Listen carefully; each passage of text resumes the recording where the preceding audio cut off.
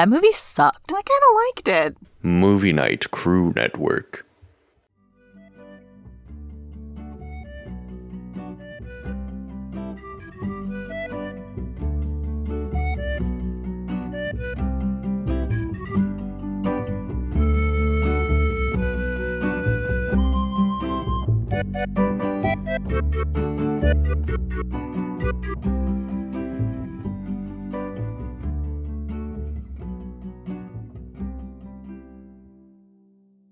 Welcome to Of the Oldest Gods, where we discuss Rick Riordan's role as our godly parent.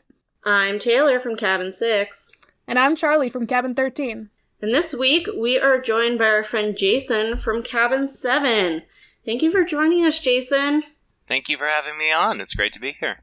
Before we get started, if you can give us your pronouns and then just tell us a little bit about who you are and how you are related to our show.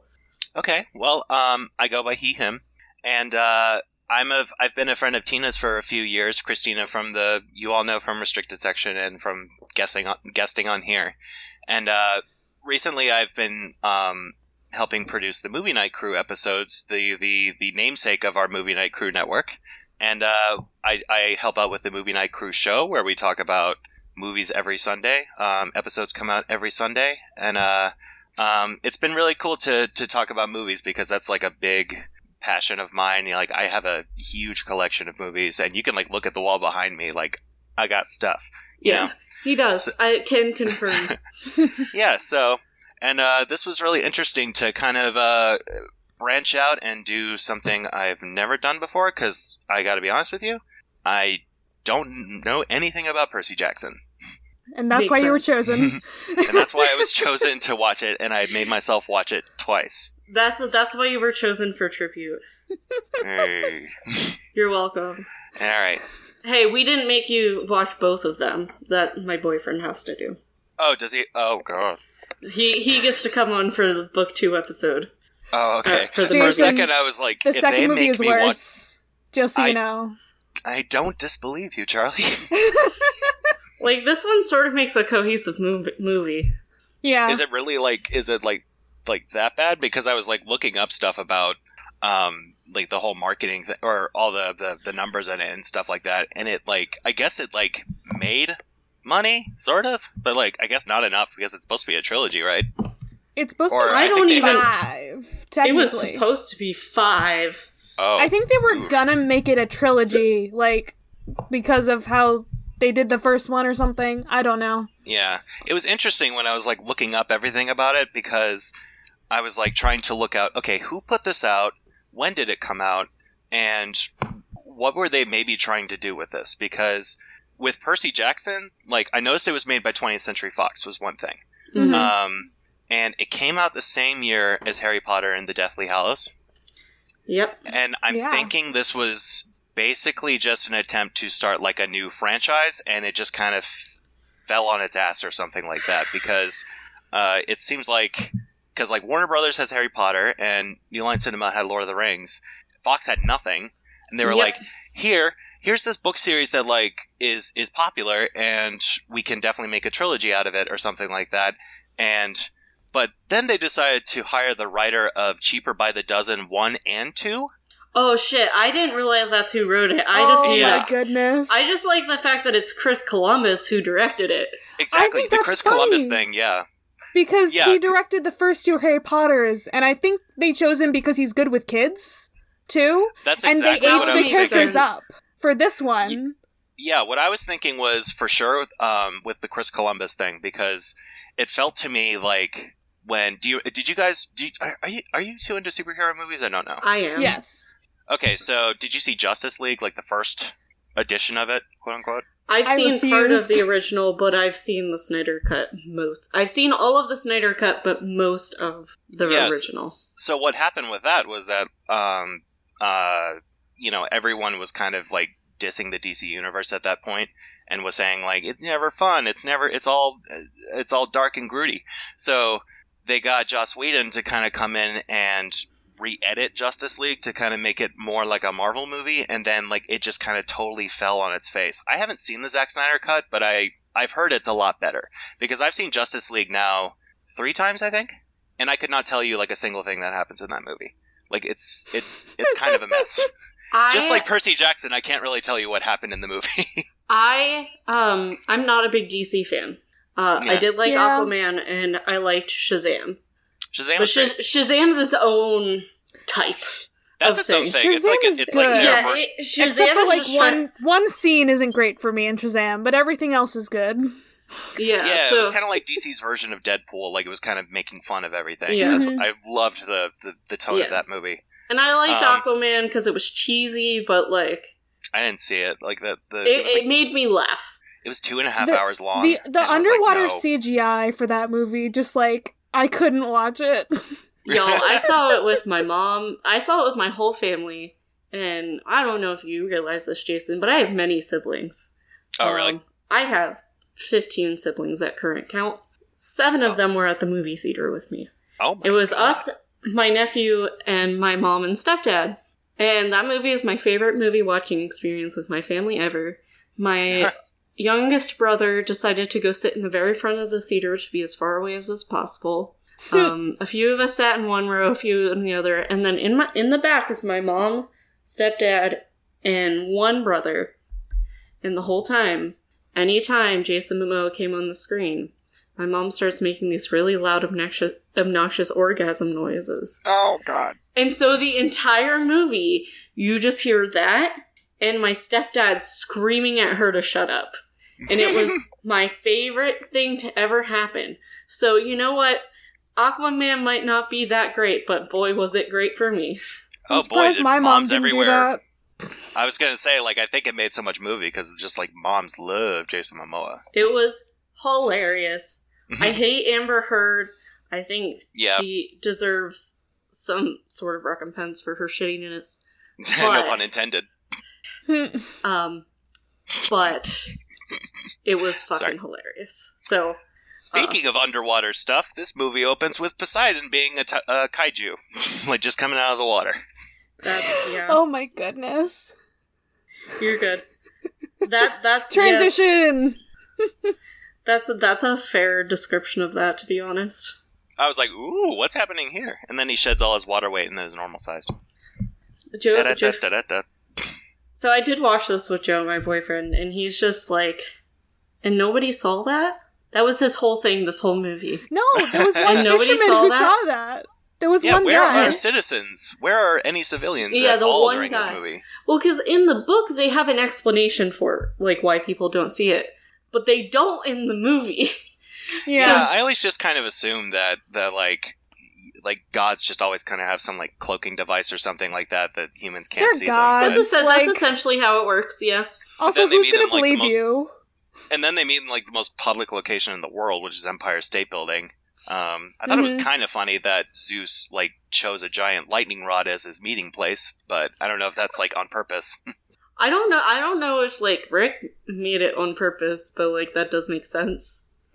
I thought maybe just, I was always just thought about it as, like, that's, like, such an iconic building, but, you know, now that you bring that up, it makes sense. That's what I'm going to think about. Yeah. Oh, actually, because I was talking about, we got off track because we were talking about DC movies. Yes. So what I was saying was, like, this kind of felt like with Chris Columbus, when they were trying to make this new franchise happen, they were just, like, really superficial and just said, let's get that director who did the exact same thing, adopted a children's book into, like, a blockbuster movie, let's do that again.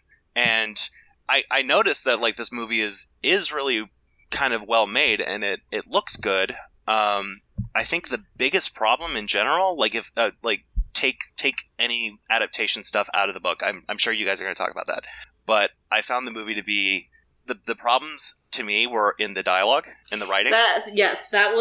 That's exactly what like. It looked great.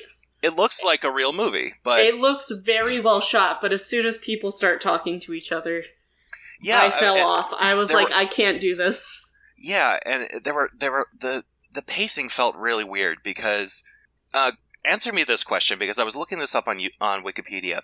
Mm-hmm. They said so the movie has this whole subplot about the stones of Persephone, like you need to get them in order to go to the underworld. Yeah. Is that in the book? Nope. It's not in the they book. are, but not in that context. They so do. That get is not those what their mission is. at some point, but that's not the mission. The mission Okay, is literally just to get to Los Angeles. To 'Cause Los they're- Angeles, what? To Yeah, so Hades. It's for them to go to Oh. Hades. Oh, And okay, they're okay, 12 that makes sense. in the books. So it makes Yeah, it that a was lot another more thing. difficult to get to Los Angeles from Wait New a York second. City. How did two 12-years get into a casino? Did that happen in the book? Yes. How did But that the, happen? the casino in the book is more, like, Kid friendly. total... It's very, like, Okay. game roomy, water Oh, okay. park. Like, you see part of that in the movie, but it isn't, like, a casino. Yeah, okay. And there's, like, I just- only kids there. Yeah, because it was really funny because I was reading the Wikipedia article and it said the writer did not approve of the Persephone Stone thing. And while I was watching the movie, like that takes up like a good third of the movie. Like the entire, it's just to like showcase the monsters that they have, which fair enough. But once they got to Hades and they brought up the lightning bolt, I totally forgot that the lightning bolt was a plot device because they didn't talk about it for a good hour. Like, they were just focused on the stones. And I was like, oh yeah, in this movie called The Lightning Thief, there's a lightning bolt that got stolen. I totally forgot. And it just kind of threw things off for me. And I'm just like, it was really frustrating because there were a lot of parts in the movie that I felt like were from the author. And the author did co-write the script. I could tell when, like, parts were like, that felt like it was in the book, and that felt like it wasn't in the book. The entire dance scene to a Lady Gaga song, that didn't feel like it was in the book.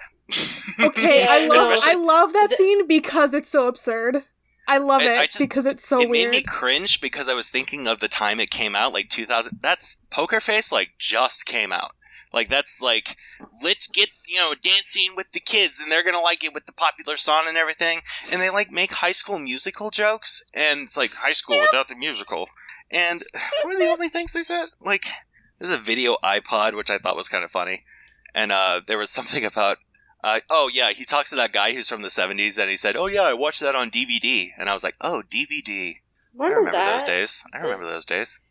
Yeah, While I'm it's- watching this on Disney Plus. Yeah, it's there's a lot of stuff where it's like, so I like how they handled Medusa a little better.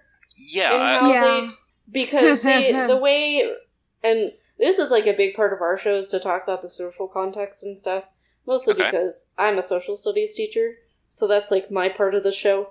Okay. He describes Medusa in, I would say, culturally inappropriate, racist ways in the books. oh really? Associating Just a an little bit. evil character with, like, Arab dressing for She's women. coded as Muslim Yeah, she's very much coded as Muslim in the book. Oh, because she okay. has like the headdress, and like you see that she's got like Oh, the scarf, but like okay. The way he describes it as a full burqa. So Really? Okay. Yeah, in the book.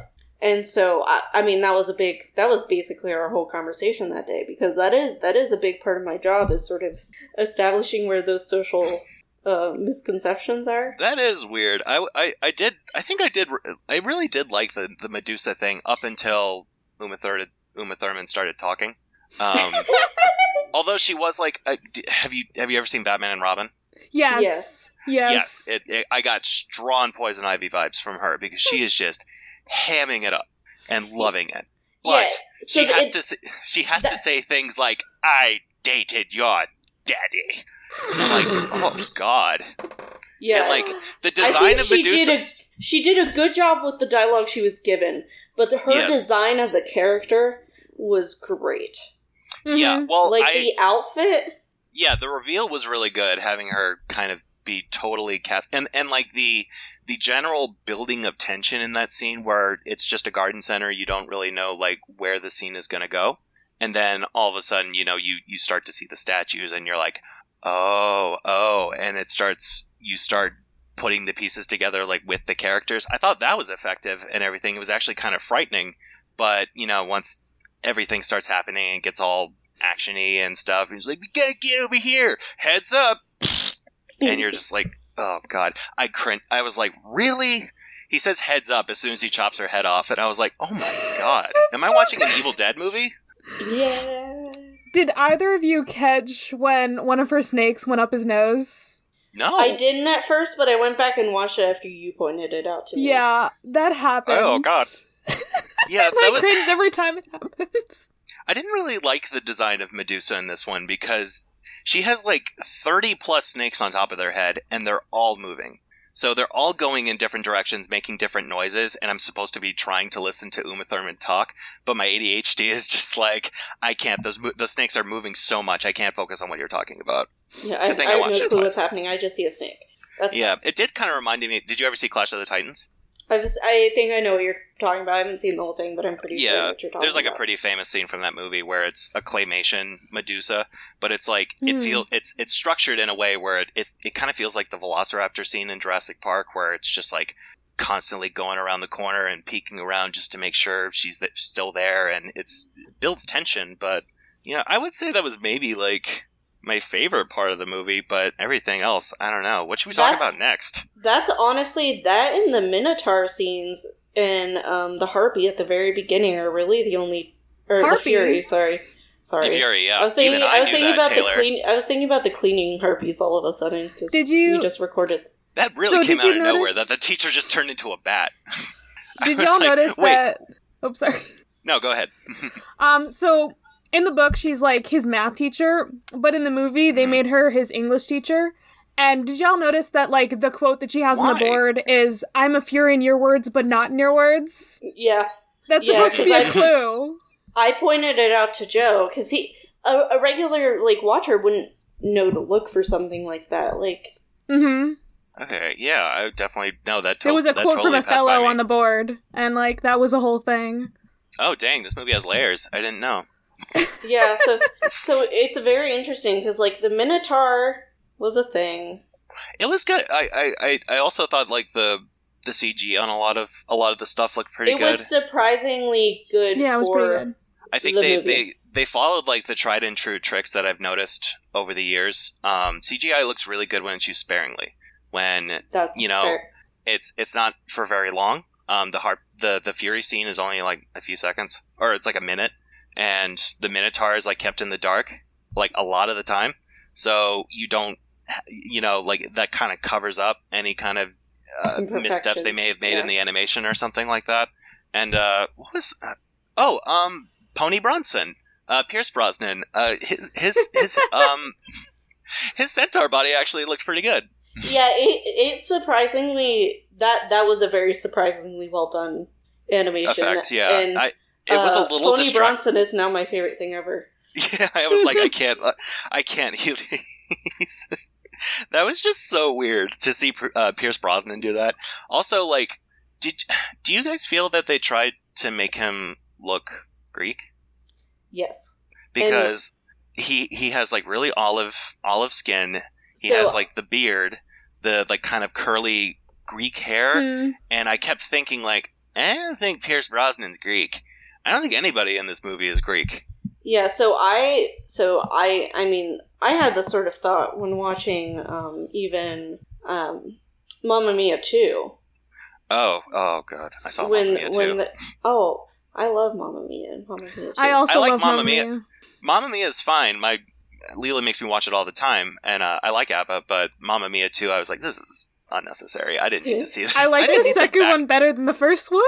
Oh, really? Same. Oh, funny. But the thing, like, he almost seems like they tried to tan him more in Mamma Mia 2, because, like, he's been living there longer. Yeah. Pierce Brosnan is an Irishman. Yeah. At least he doesn't sing in this one.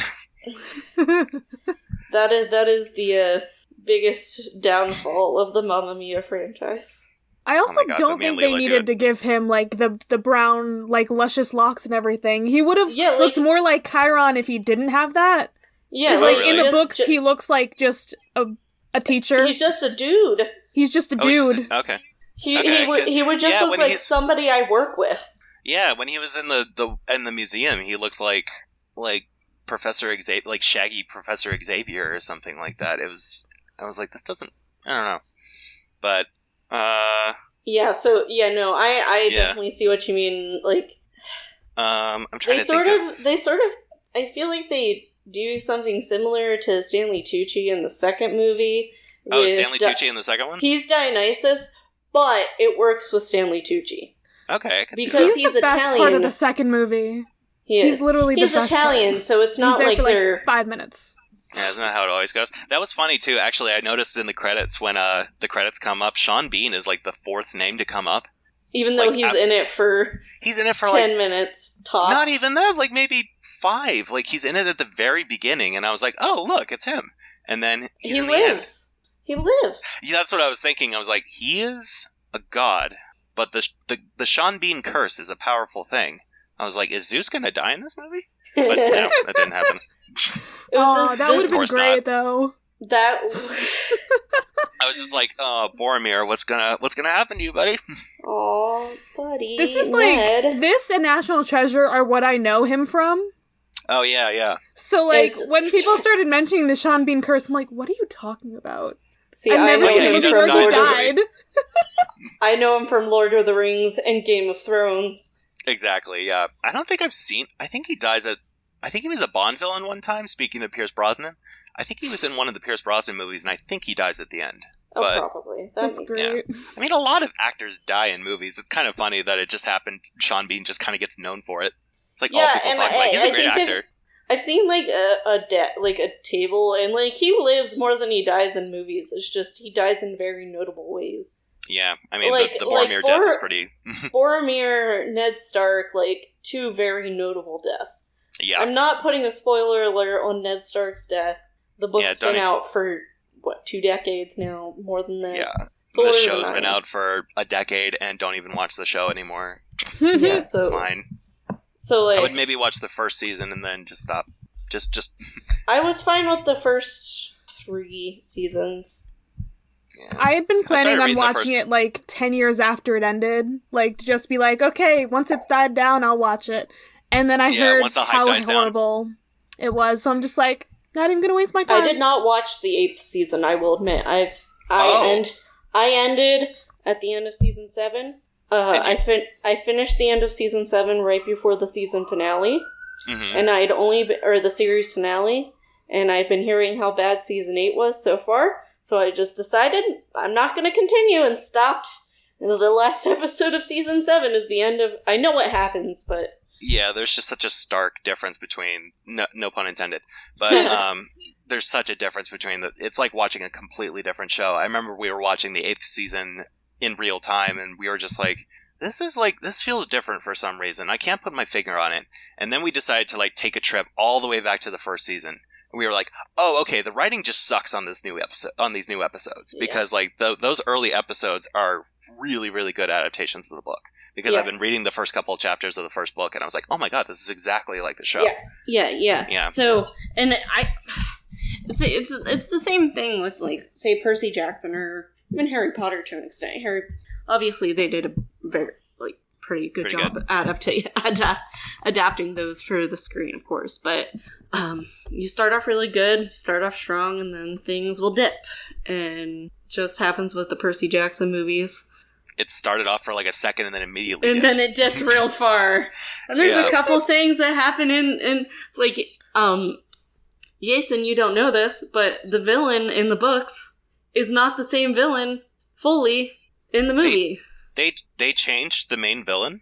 So Luke, we find out, is a bad guy in the very last chapter in like the last 5 pages of the book. But the main bad guy is Ares the whole time. Ares isn't... Wait, what? They left that... Mhm. Okay. Yep. Wow. Okay. So- we could have had a full-on, like, Wonder Woman-esque battle here with Percy against Ares. That Oh my literally God, happens or like for a Kratos. chapter in the book. That literally happens. Yes. They have, like, So- a battle, and I was like, this is just Wonder Woman, except Okay, with 'cause water. I felt like that reveal was really, like, rushed and lazy. Because, like, they just say... Because they find out the bolt is in the shield, and they're just like, it was Luke. He set us up the whole time, don't you know? And then they get to the Empire State Building, and then he just shows up, and he's like, I want to be the new gods now. And that's his motivation. And I was like, this doesn't I was like, this can't be in the book because I don't like this, and I know a lot of people like the books. Like this is feeling really wrong, and I can't wait to find out how different the movie is. And right now, I'm pretty satisfied, like finding out how different it is. Yeah. So Luke is an ultimate villain. Is he like a overarching villain? Like he's throughout the he, series? he will continue on. Okay. He There is does another steal the one. bolt. There is another And overarching villain. Yeah, Okay. so he does steal the bolt. He also steals Hades' Helm of Darkness. So Which think is his, not at his all involved in this. his invisibility Whoosh. cap. So Okay. yeah, so these two things, and Ares happens to be the one to find him while he's stealing them, Mm-hmm. and Luke sort of tricks him into taking them and all this Okay. other stuff. So Ares, like Percy, full on fights Ares in the book. He fights the God of War in the book, and they left that out. Yeah. Okay. And the Alright. big bad overall, our listeners know this already, is Kronos, Who is father like of Zeus. he's whispering in Luke's ear to be like, "Hey, why don't you do this? Hey, like, why don't you overthrow the gods? Help me out here, bud." Wow, this sounds like it could have Could have been something. Could have been something. Yeah, I've been What- hearing about the Disney Plus series. I wonder if that's going to take a. Taylor, Better did you direction, maybe. see the second movie already? Or I saw parts of it. I have not been able to. I will sit down. okay, And I will watch 'cause it at I least like twice. don't want to like spoil things for you, but like they You go retcon some ahead. things. Oh God. Like Okay, they bring to in sh- Kronos in the second movie. Okay. Well, now I'm curious. Yeah. So once Leela's done with the book, you should definitely read the first book and see how it compares Yeah. to your.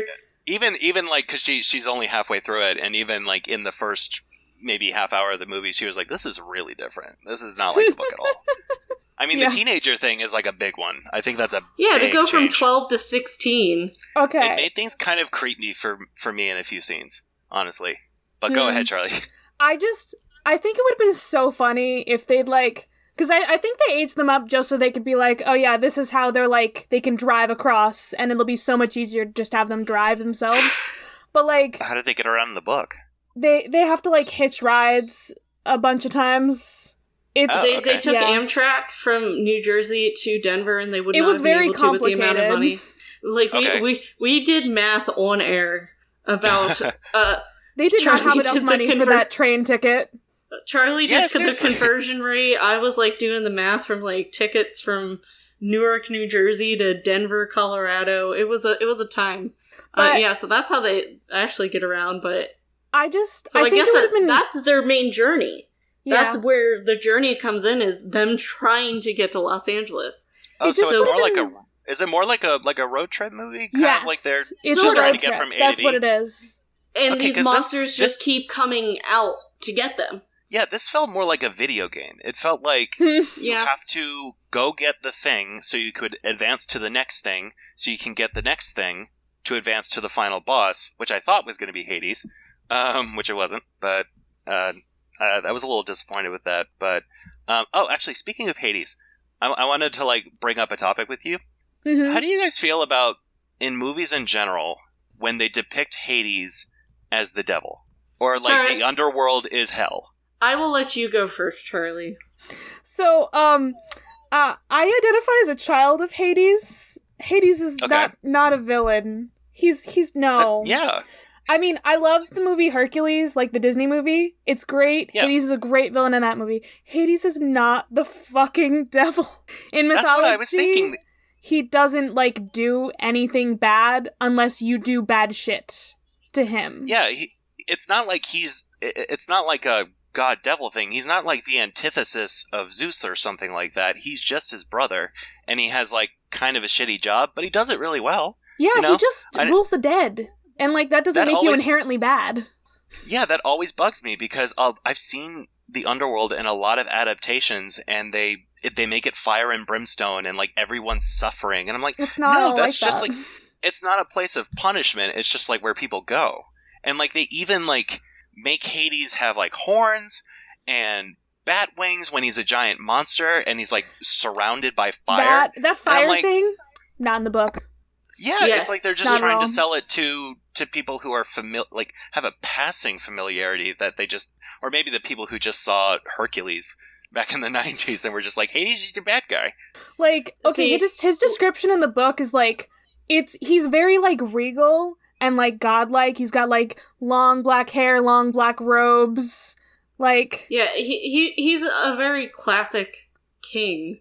But okay, so he doesn't look like a member of Metallica in the book. I mean, I think his rocker look is interesting, but like, I think it was they an didn't interesting do anything choice. It with wasn't it. terrible, but like, I was like, he's sitting in front of a fireplace with a red electric guitar and like a leather jacket and tattered jeans, and he has a British accent. Everyone in this movie has a British accent because that's just what we do with people who aren't American. We just make them British. Listen, all gods are British. That's my favorite part of Les Miserables. You know how everybody has a British accent in France? The only person well, go ahead. I was gonna say, it's like Sacha Baron Cohen has the best French accent in that movie, and he's not even French. He's English. I always kind of think it's a theory that like English people who work in England have to have like a good French impression because they're so close to each other. You know, I feel like that's something that they work on, and Americans are too busy working on their Canadian accents. I don't know. Aki. Yeah, hoser. What we were talking about with Hades? Yeah, okay, our impressions aren't that great either.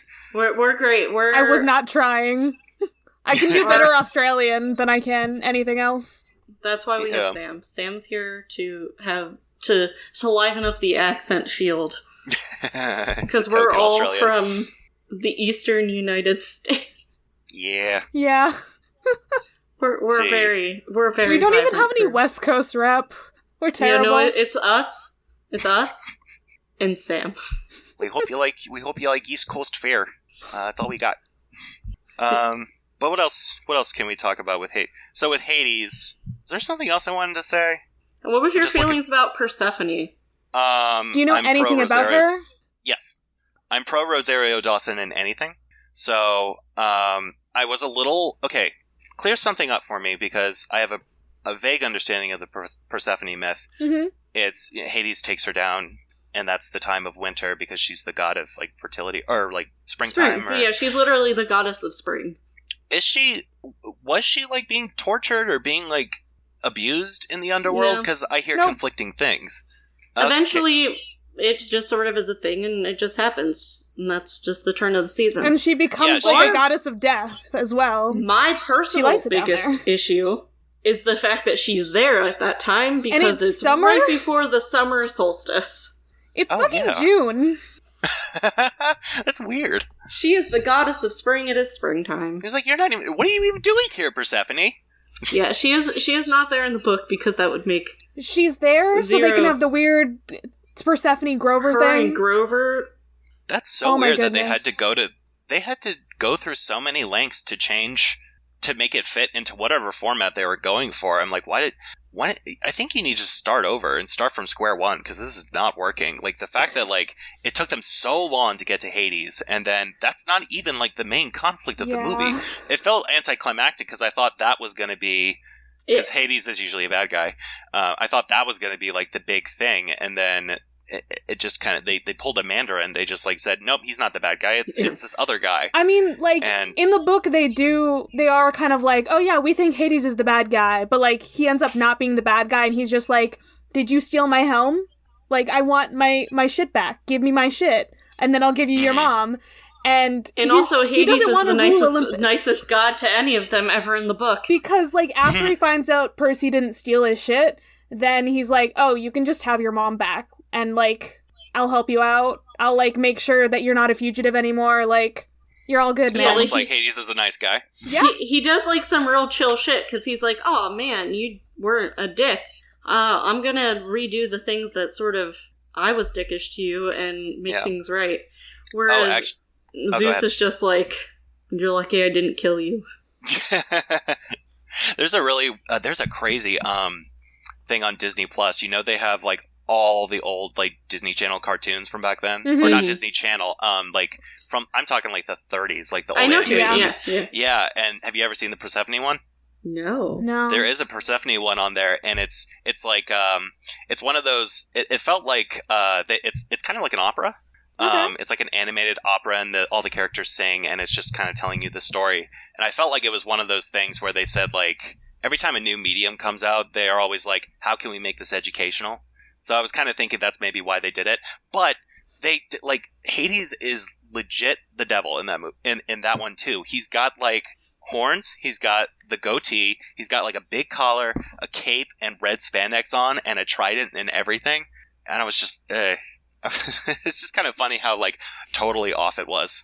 Guess what I'll be looking up tonight. Yeah, it's actually pretty cool to see those old animation things because. Yeah, I've watched a lot of like the original Mickey Mouse stuff. I've never seen this one. Some of the old Donald Duck cartoons and Goofy cartoons are actually still really funny. Donald Duck, those are some classics. That reminds me. So I shared y'all the trailers from when this movie was coming out because like I was excited when this movie was coming out. Like this was my shit. What did y'all think about like the trailers for this movie? The first one that you showed me, where it's just like it's more like a teaser. It's not really a trailer. Where he's like walking into the Empire State Building and gets in the elevator. If I had known anything about Percy Jackson, that trailer set things up really well. It kind of made it look like it was going to be a really exciting movie. Except that scene does not happen at all. Yeah, the fact that doesn't happen, like that I don't is more know, accurate to the book. Okay. Again. Yeah, I think it would be shorter to just say, what does this movie have in common with the book? Like, the characters' names are the same. Yeah, names, they did that. Plus one. They got their godly parents, right? Okay. But they don't... It seems like they just like didn't get the story right at all. Also, okay, I feel like we should talk about Percy Jackson now. We haven't actually talked about him as the main character. The entity. Just a little bit. Because I have no basis of what are your opinions of him as a main protagonist fellow? 1, I hate his haircut. 2, it was such a 2010 haircut. It looked straight out of that time, and I was like, I hate it. They're trying to make this kid look like such a heartthrob. I don't know. Like, it was just he was really boring. I found his performance to be pretty uninteresting. I didn't find any characteristics of him that were that endearing or that made me feel like, because as soon as he gets threatened by the Fury, Pierce Brosnan is like immediately standing up for him. He's kind of like Hagrid, where he's just like, if you touch him, I will kill you, or something like that. And I'm like, wow, people are already willing to die for this kid. He must be really special. And then the movie keeps going, and you're like, what is so special about this kid? He's just kind of like a watered down version of Harry Potter. Like, he's even more uninteresting in this movie, and he's slightly stupider. Like, during the Hydra scene, I was like, dude, the fact that Hydras grow their heads back is like common knowledge at this point. I'm sorry. Like, how do you not know that that's not the way to go towards a Hydra? Because he wears his headphones in class, apparently. Remember the museum? But he knew what a demigod was. That was that. I'm surprised you did. See, it's interesting to me because, like, in the book, he's 12. So, like, so the stupid mistakes he makes are warranted. A lot of them because he's 12. He's a child. I teach 12-year-olds. They're dumb as fuck. Yeah, it's like when I every time I listen to the restricted section and like people just go off on a 20-minute rant about like how stupid Harry Potter is, I'm like, he's 12. Like, I did stupid stuff when I was 12. He's a child. He looks older in the movies, but he's a child. But with Percy in this movie, what did I write about him? Let's see. I said prettiness. I think like the only time I identified with him was like when he couldn't understand Shakespeare in the very beginning. I was like, fair enough, because I never understood Shakespeare when I was reading it in high school too. But yeah, I did really like this. I mean, you guys could probably expand on this a little bit more, but I did really like the disability angle of the entire movie. I did not know that was a part of the Percy Jackson thing. That's very big in it. That's like the whole basis for it. It's even better done in the books. Mm-hmm. I was thinking, that sounds like a genius idea because you market a YA novel to kids who are, especially because a lot of disability stuff kind of gets worse through puberty and stuff like that. So I feel like I don't know, like that was an amazing concept. Like, your disability gives you superpowers. It doesn't mean you're lesser than, it just means you're different than everybody else. I liked that he has ADHD because he's always, ready for stuff. He's always anticipating action or something, or, he's dyslexic, right? Or Yes. Yeah. And it's That's because all he's supposed to be able to read Greek. It's all because Rick's son Haley had ADHD and dyslexia, and so he was like trying to tell him a story that he could relate to, and he really liked Greek mythology. So, that's sweet. That's how Percy started. And I'm sure, Charlie, you can speak to this more, but like to give like an ADHD child a book that they can read and sit down and read. Yeah. And then make the protagonist a kid like them is revolutionary in a lot of ways. Like, trying to find... So, writing from a mental illness point of view still has a long ways to go. But I think about somebody like John Green, who did a lot to revolutionize that with a book like Turtles All the Way Down, and putting his OCD into words. Okay. We still have a long way to go with that. But, like, Rick sort of... Probably not, but just, like, in... my popular books when I was in middle school sort of popularized this idea of writing as a person with some sort of disability, like ADHD, like... Yeah, it definitely, like, solidifies the idea that a disability doesn't make you, like, quote-unquote disabled. It just kind of makes you different. It doesn't make it... You're not bad or lesser. You're not unnormal because you have a disability. You're just different, Yeah. Yeah. I really liked that part, and I was like, that had to be in the book, because that's just too good. That is very much a Rick thing. Do the other characters have disabilities as well? I know Grover has the crutches. Does, Annabeth also has ADHD and dyslexia. Grover does not have crutches in the books. He doesn't? No, he has trouble walking, but he doesn't have crutches. It's sort of coded... They probably had to make it more obvious. For the movie. I kind of like that They sort of code addition. him as having cerebral palsy in the book and in the movie. Oh, okay. See, he was my favorite character out of everybody, I think. He's vastly different. But he's great. He's great in both. Okay, well, remember, he's a child. Oh, yeah. That's really hard to keep in mind sometimes, because, like, the fact that they're teenagers is just so weird. There's so many scenes where, like, Percy is, like, looking at Alexandra Daddario, like, up and down, like, checking her out. And I'm like, that probably wasn't in the book, because she was 12. Yeah. Like, she looks like this, like, they barely, a hot goddess.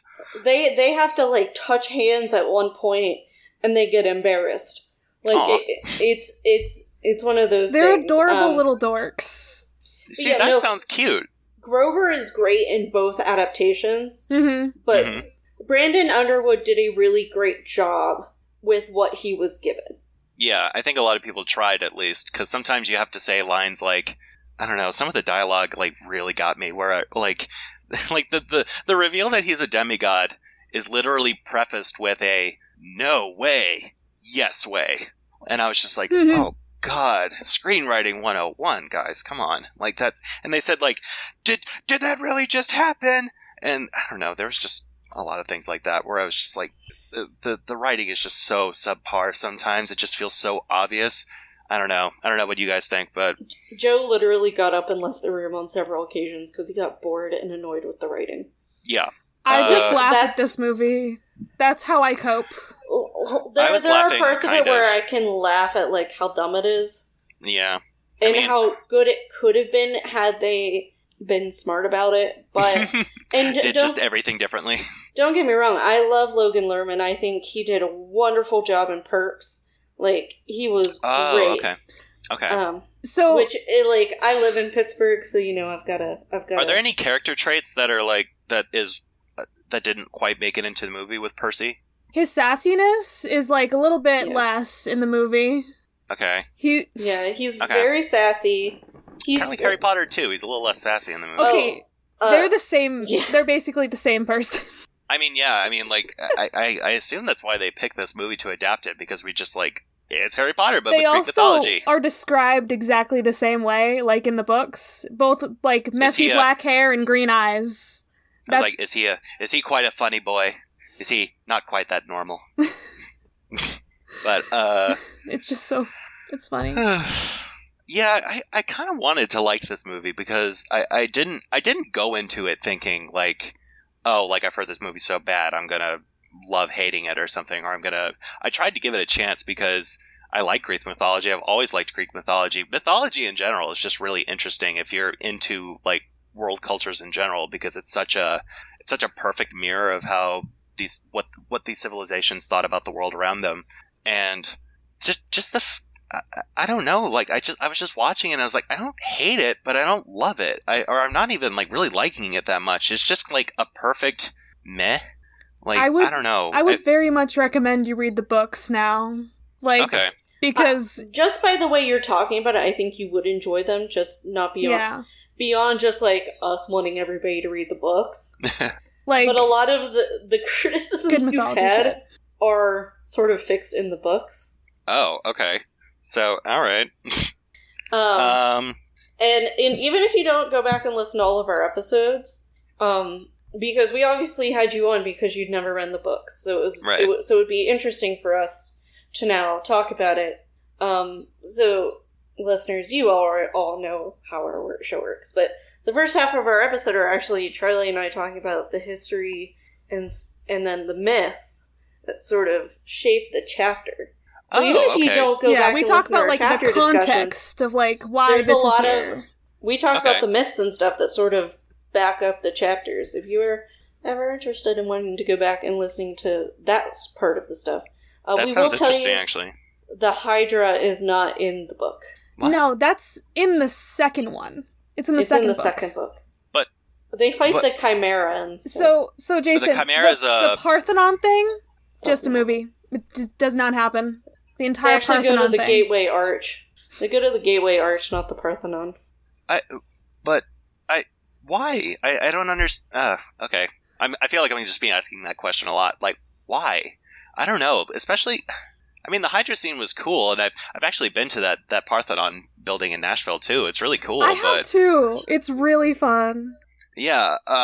But I don't know. I did like the setup. I kind of like the setup to these action sequences a lot. It kind of makes sense now that they weren't in the book, because these feel like something that like ideas that we were like, how do we incorporate this Greek monster into this scene that we need to have? The fact that the Hydra was like a bunch of security guards that like melded together into one big thing, which I thought that was kind of cool. That was sort of neat. He fights with the Chimera. What is a Chimera? I forget. It's a hybrid of a lion, a goat, and a snake. It's like lion and body, goat's fire. Head in the middle, and then a snake tail. I would have loved this movie like 20% more if there was one of those. But when we meet the Chimera in the book, it's a puppy. It's disguised as a chihuahua. Oh, and that's then, funny. It's being carried by Echidna, who is the mother of monsters. So, like, there are a lot of cool things, and obviously we want everybody to read the Percy Jackson books, but even if you don't, and you want to know more about the myths, go back and listen to the first half of our episodes. I feel like they went with the whole Parthenon thing because to, like, connect the whole Athena thing in there for some reason. Oh, yeah. I feel like that's what they were going for with it, but I don't know. I just have the phrase, I used to date your daddy over. Yes, date your daddy. Like, my goodness. God, that's not even accurate, though. What did you two think of Annabeth, the daughter of Athena? Oh, is this like that's a hot button issue? Yeah, just a little bit. I mean, character description of what she's supposed to look like aside, they melded. Oh, is it like a Hermione thing where she doesn't even look like her? She's blonde in the books. She's blonde-haired, gray-eyed. Like, that is a very defining, like, trait of hers. And in the movie, she looks almost exactly like Percy. Yeah. I'm just like, what? Yeah, she does. In the books, like, her blonde hair, gray eyes are very much a defining feature of hers. And they dye... Do they dye her hair in the second movie? Yes. Because people complain so much about it. Yeah. Do they explain it? I don't think so. No. They just... I think it's so, like, the whole thing about her being blonde is, I think it's supposed to be a fun thing because she's like the smart blonde instead of the dumb one. Like, her whole thing is that she's like smart, And so in the movie, they melded her and a different character together. And there's a daughter of Ares who is very important in the books, and they just took her out of this movie and were like, we're just gonna give all of her shit to Annabeth. And then in the second movie, they bring in Clarice instead, and Annabeth has, like, no personality in the second movie. This seems like wow. I didn't know the extent of how this movie is just kind of a huge swing and a miss.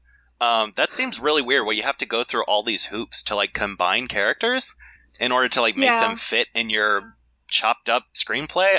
That was weird.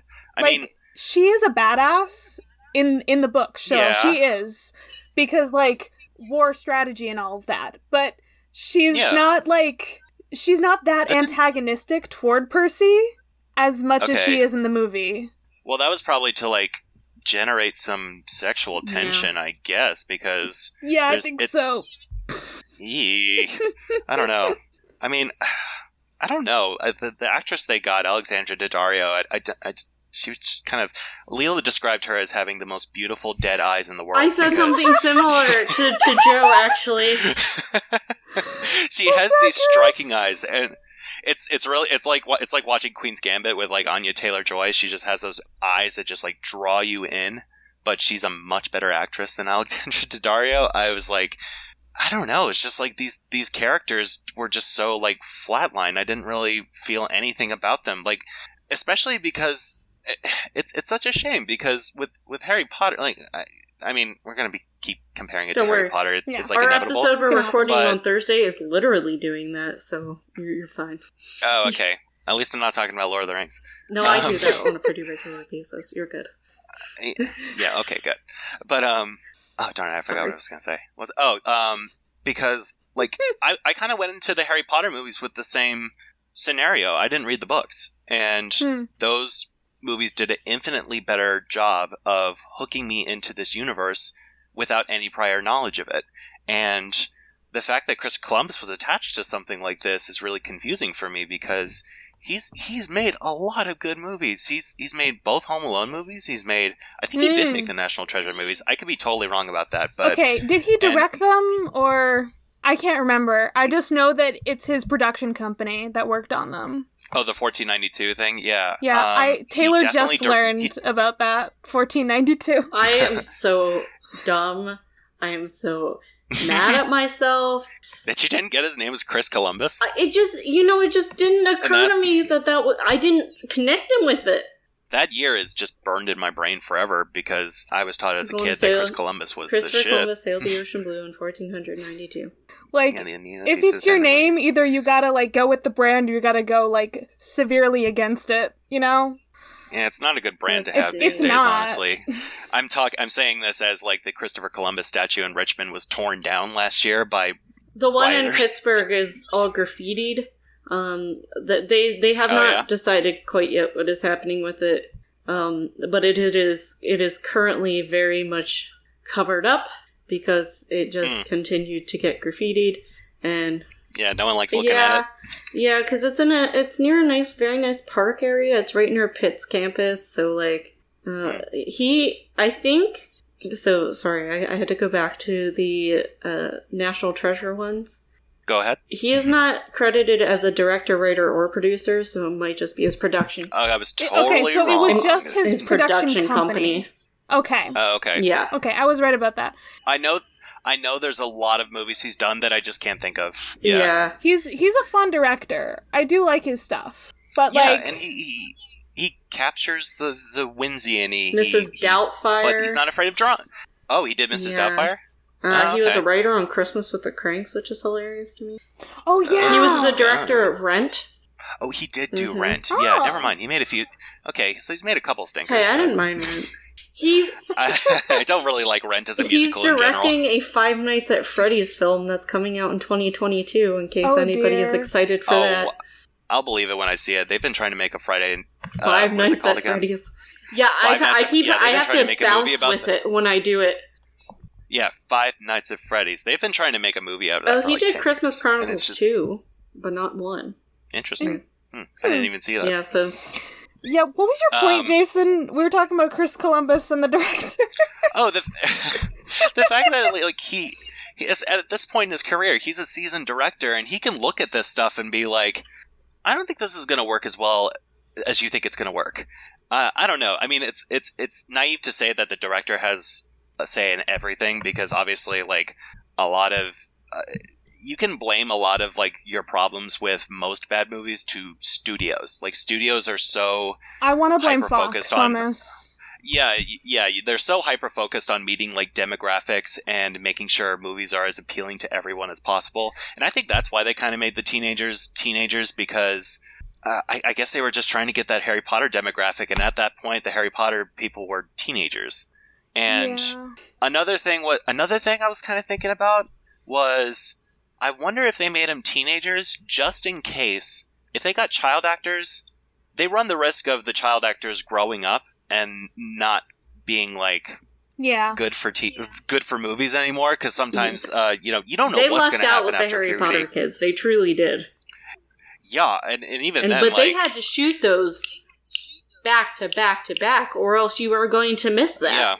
Yeah. Mm-hmm. Also, another thing about making movies is that getting kids is kind of a liability, and it's a kind of a risk, because you have to work a lot of like special hours. You can't overwork kids. There's a lot of stuff you have to go have around like a certain amount of kids. Schooling a day. Like, it's a whole. Yeah. They have to have guardians. Their parents have to be around. They have to make sure they film in certain times of the day. I think they were just thinking it's a lot easier if we just make them older.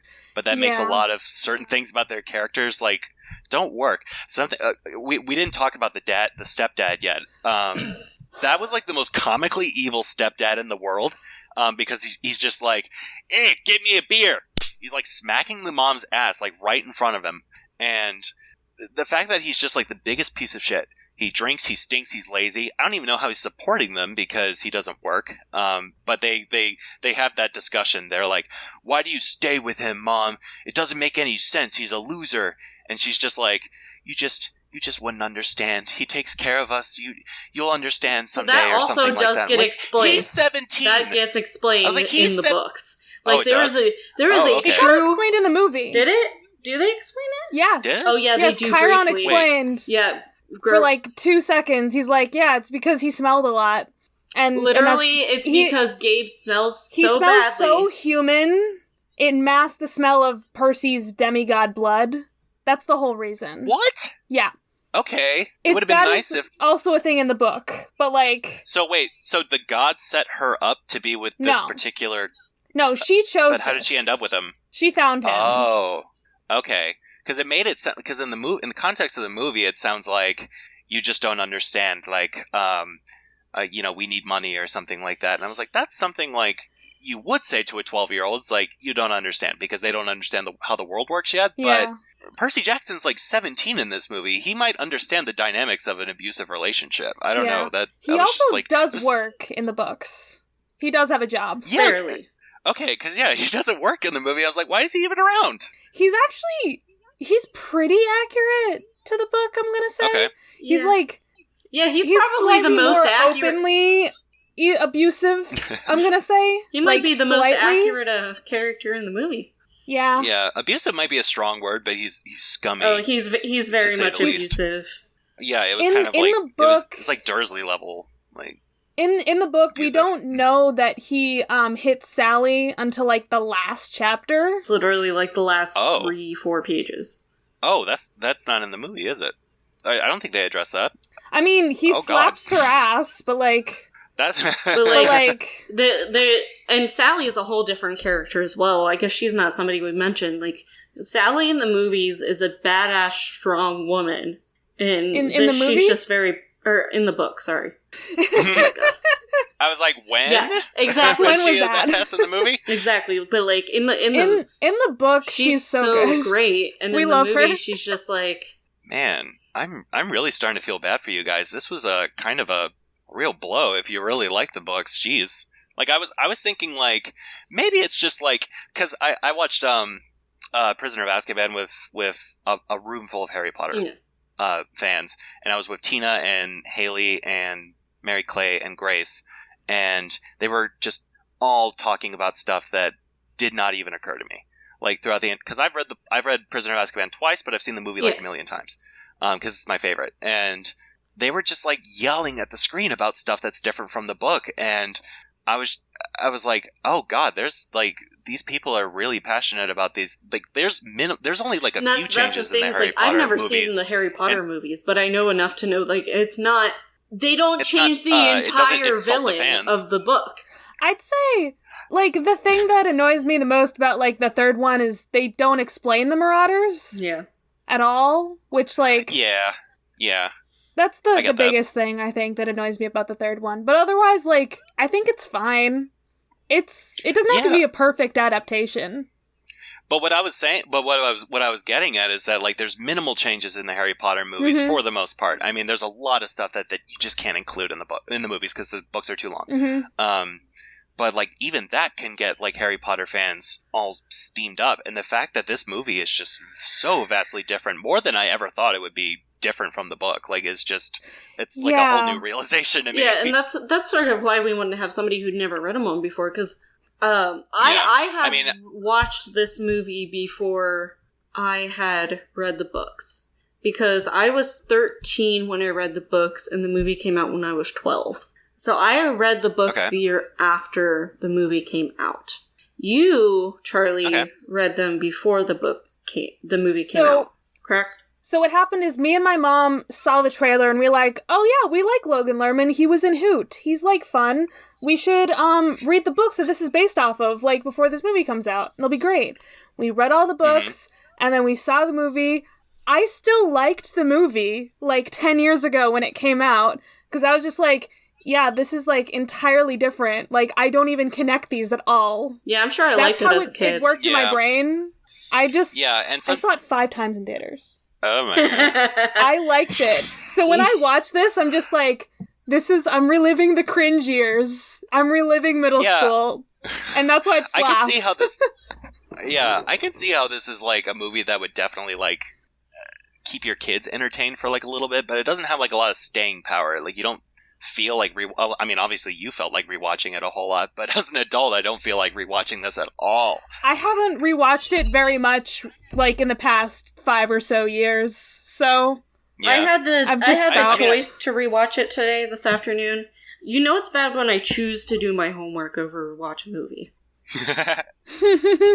It reminds me, because like I kind of get it though, because I hated the Hobbit movies when they came out.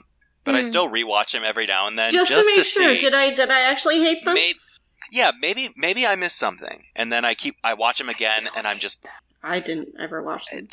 They're frustrating. They're frustrating is what I'll say at the least. Because there's... I will watch them for Mary Clay's movie episodes, like to follow along with her movie episodes, but I doubt I will like them. You want to know a fun thing? My first like entrance into Tolkien things was watching the Hobbit movies. Oh, really? Yes. Okay. And then I took a Tolkien class, and then I, read The Hobbit, and read a couple of the books before I just fell off the wayside. And then I've seen... Did you see Hobbit before Lord of the Rings? Yes. I've only seen Fellowship of the movies from the Lord of the Rings. Oh, okay. Oh, darn. I did see the extended one, though. I remember nothing. It's a lot to take in, especially. But, yeah, I mean, a book can, or a movie can go away from or make certain changes. It's been done before where the best example I can think of is Stephen King's The Shining, because that's got a lot of changes from the book. It does. But it does, but in a way that worked. It worked as its own movie. It kind of made it... didn't change the overall story though. No, and it's not a ghost story anymore. It's more about a dad, going crazy and dealing a former alcoholic in isolation, just going nuts, and it's more of a realistic story. But if you are into ghosts, there's little hints that the hotel is haunted, maybe. But that's a completely different thing, and I really, really like that. I really love The Shining. It's one of my favorites. That is one where I really like the book and really like the movie separately. Mm-hmm. And even Lord of the Rings, no, they make a lot of changes, but it still keeps the spirit of the book. But this, it felt like they just wrote a movie and then put Percy Jackson's they put like Percy Jackson characters in there. Like it didn't really feel. This is I didn't a bad even read the book. fanfic, but like not even. Yeah. That would be just an like insult to fanfic. Yeah. It feels like the like if this is going to be weird, but like if they took like the game it was based off of, because this feels like a video game, and decided to make that into a movie, that's kind of what this feels like. It feels like an adaptation of an adaptation, you know? There is a Like, this feels game like a video based game off plot. of this movie. There is like a... There is? They made all those movie tie-in games. They made the Spider-Man ones back then too. I feel like it's like a Nintendo game or something, but I don't. There was a it was on the Wikipedia. It was for the Nintendo DS. Good. Good. I did not get the game. Yeah. Did you guys notice by any chance, like, anytime the characters were flying, that it just kind of looked a little weird? Like, every time that Percy... I don't know, this is only... And this is going to work over a podcast, so I'll try to explain it as best as I can. Every time that Percy is using his shoes to fly around, he's constantly going in this arc. He's going forward, and then he loops back. And then forward, yeah, you're right. and then he loops back, and then kind of this arc, and I'm like... He is so obviously on a wire, and they're just kind of swinging him back and forth and trying to make it look like... Yeah, the final fight scene is even worse because they have two of them. So it's like he comes in with the sword in the forward part of the arc and then retreats from an attack just by going backwards. It's just like they're swinging him back and forth, and I just couldn't I couldn't not see it because I just have that brain where I just look at... I like to visualize behind the scenes stuff while I'm watching the movie, and I'm like, that doesn't look great at all. So like, I don't know. He never uses the shoes in the book. Fucking hell. Grover Okay. wears them. He gives them to Grover because he's like, well, I'm a son of Poseidon. I probably shouldn't go in Zeus's domain. I shouldn't fly. Yeah, that makes sense. That's how he logics that. And so there's also a whole thing with the shoes in the book where they try to drag him down to Tartarus. I'm sorry, what That's is where that? Kronos is. That's like the... That's the pit where all the really shitty, like, monsters go. That's where all and, like, all the bad, people and the Titans. Titans. Like the Titans there or something? Mm-hmm. Okay. So, yeah, there's a lot of... There's a lot of things. They are genuinely two different entities.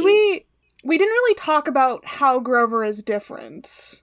Did we? Oh. Okay, yeah. Explain. So in the book, I mean, so technically you could say that his age is correct in the movie, but satyrs age half as fast. So he still looks like he's like 12, 13, but he's supposed to be like 20-something. He's 26 in the first book. Oh.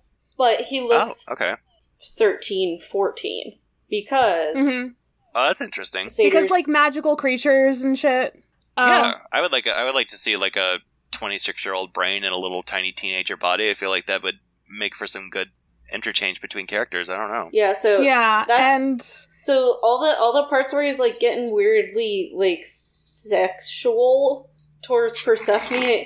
Yeah, and then he was a horn dog in the nymphs and in the Lotus Hotel. That's just not him. It's not a thing.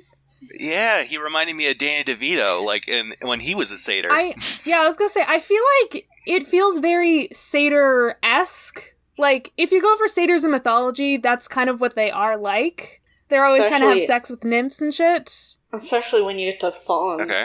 When you switch to they're very sexualized in mythology. But Grover, in the books, he's like a nervous little boy with like acne. And he's, like, hiding behind Percy half the time. He's like just trying his best. Percy protects Grover from the bullies. That would have been nice. I know, right? Like, there's so many things. Different character entirely. Jeez, it's really different. Yeah. Okay. But, yeah. But we do agree with, his, casting as a black man. In the books, he's not described as anything. And a lot of the art has him as a little white boy, but he wears a Rasta cap. He's very much described as wearing a Rasta cap in the many books. occasions. Do you know what a Rasta cap is? Like a like a Jamaican hat, green, yellow, red, and you like see people come back from vacation with the fake dreadlocks on the back. Yeah. Mm-hmm. So he's always described as that. So I personally, my entire life, have read him as black. Like my entire life. Okay. And I mean, it works for the movie. Although, like, sometimes they give him like the black friend. Oh, they do, stereotype but they lines a couple don't do times. that in the books. So Yeah, that just whenever feels I like see fan bad art screenwriting. where he's like a little white boy, I'm like, that little white boy should not be wearing a Rasta cap. Ugh. Literally, I tense up. I think I've about only seen Grover, like that's one not piece of appropriate. art. with him Well, wearing. official art. The original official art, he was wearing one of those hats, I think. Yeah. But why?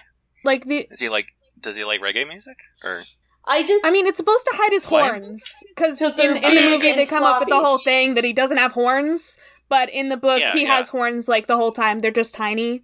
But he wears a hat That's to made hide up them. too? Yeah. Yeah. So he has tiny enough horns that he can. Normally, his hair can cover it, or he uses. But sometimes he that's wears like a the hat. conclusion of. That's like the conclusion of his character arc in this movie is that he gets horns. So he has a It's like he finally got his angel he wings. gets. He has a they similar become a little character arc? bigger, but in the yeah. book. Okay. His character arc Alright. is still like, so he has to redeem himself because he screwed up like way back when he was bringing Annabeth to camp. A demigod Okay. died in that scenario. Oh. So, Oh. and then he screwed up bringing Percy to camp because Percy's mom, they think she's dead and all of that. And Percy's the one who like saves Grover in that scenario. Grover like immediately passes out in the fight with the Minotaur. Immediately. Oh.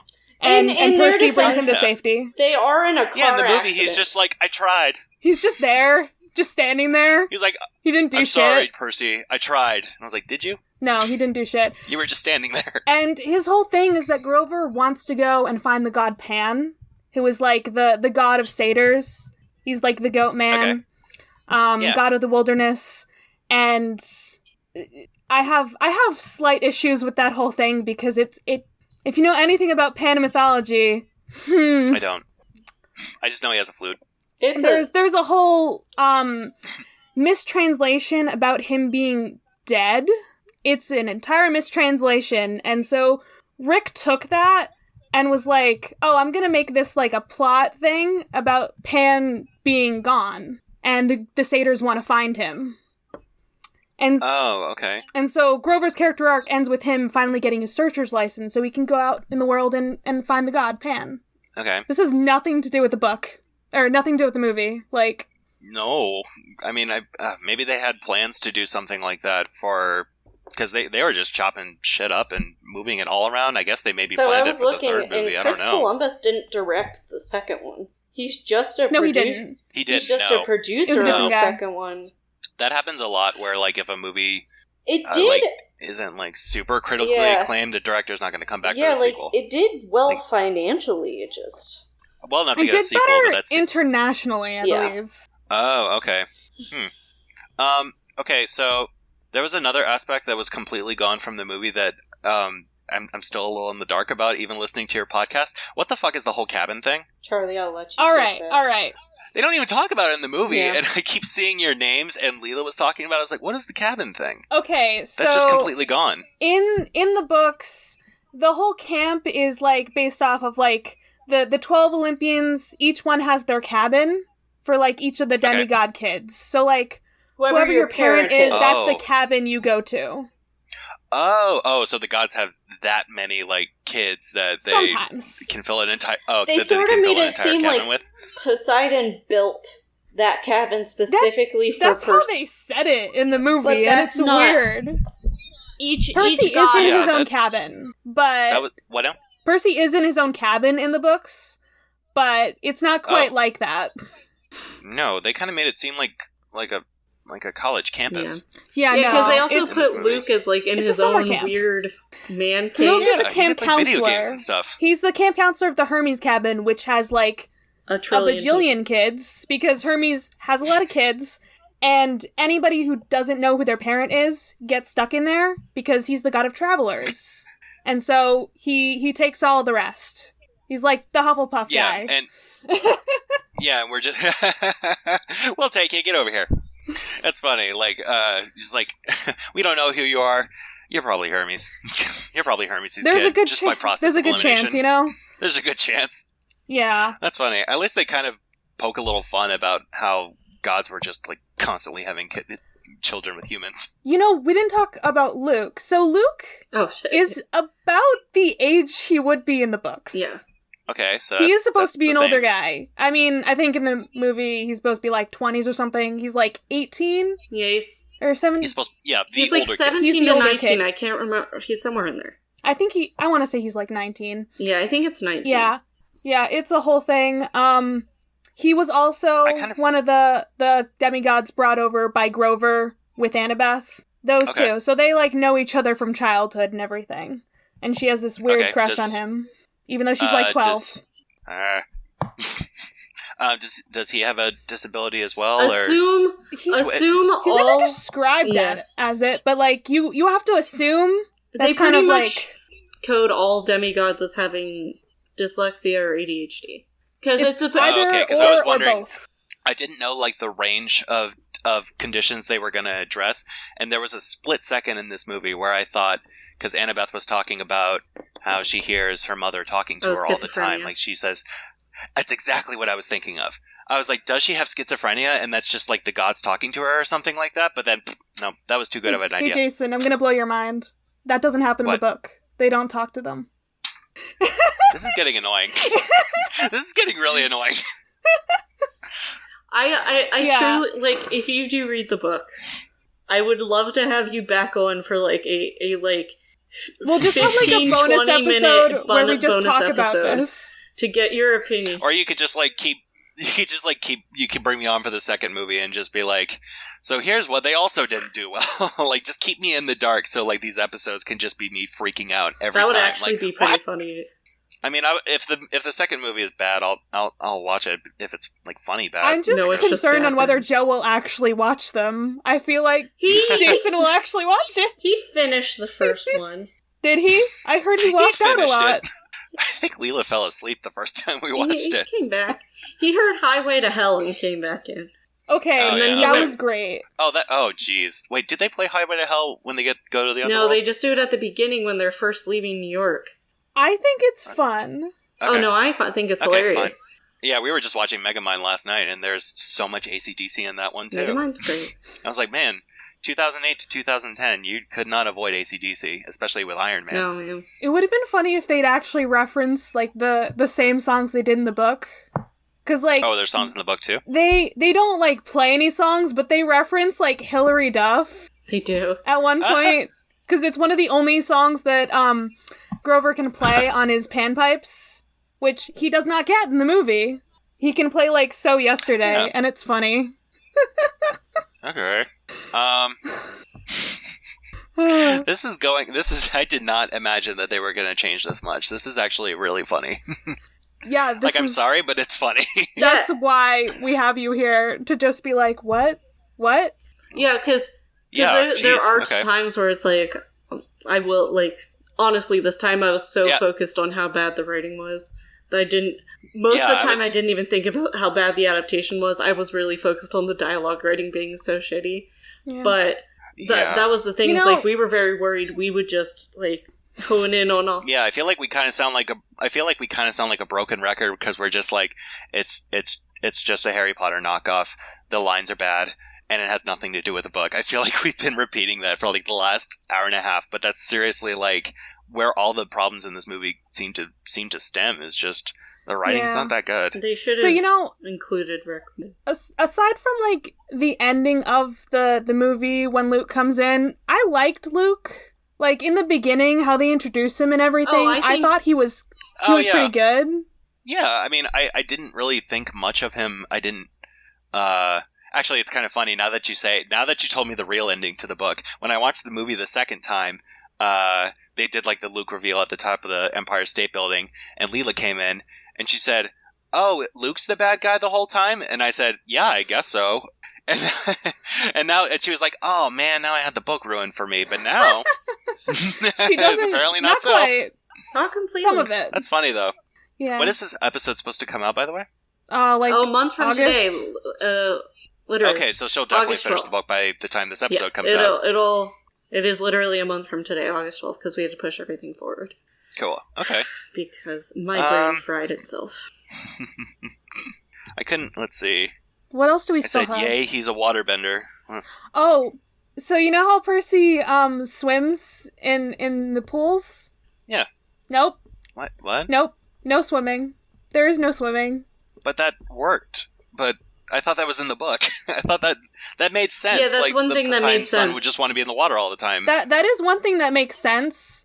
Like, so Percy, he has water powers that he, like, doesn't know about, but he doesn't end up, like, breathing underwater at random points, like, before he finds out he's a son of Poseidon. Well, he could just, like, hold his breath for really long, right? Yeah, in this he can. But in the movie, Oh, he okay. can. he can okay. actually, In the book, he like, can sort just of breathe.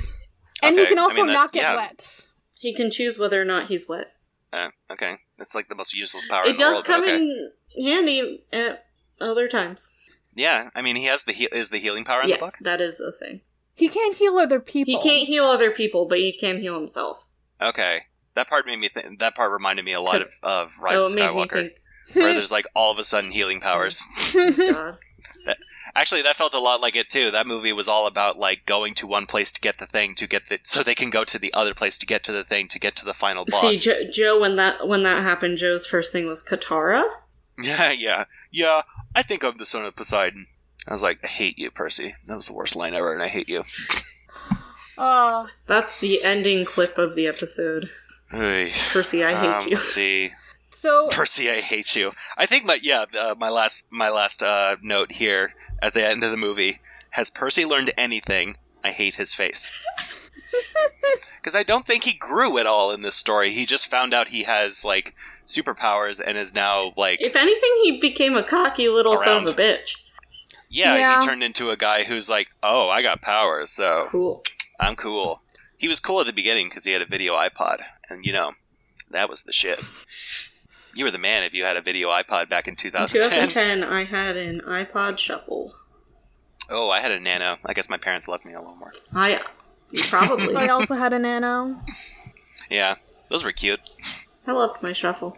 But yeah, did you watch the end credit scene or mid? Yes, the with part Gabe. with the fridge. What did you think of that? Yeah, that was funny enough. I thought it was kind of it was nice to see the guy get some comeuppance. I assume he's dead now, forever. That's our assumption, and that is that Sally does stonify him in the book. But the way they do it in the movie, it makes it seem like that Percy did just it. puts it in the fridge and he's telling his mom, don't open it. And Gabe is an afterthought. That's what I was thinking. I didn't think of it as, I thought, like, he did it on purpose. No, I felt like it was like, yeah, because I guess he just assumed, like, he's not going to break the refrigerator door open to get a beer. Like, no one's that crazy, but he was wrong, and he did it anyway. Yeah. I guess he was just assuming a lock was enough to keep a fridge closed, but not for good old alcoholic stepdad. I mean, I'm just gonna hope and assume that Sally knows that the head was in there then, because she walks in and she doesn't stop him. She's like, go ahead. She leaves him unsupervised in the apartment and is just like, you know what? Whatever happens, happens. I don't even care with you anymore. Yeah. I know there's a dangerous head in the fridge. You go ahead and open it. In the book, she's like, Percy leaves the head with her and is like, you can use this if you want to get out of this situation.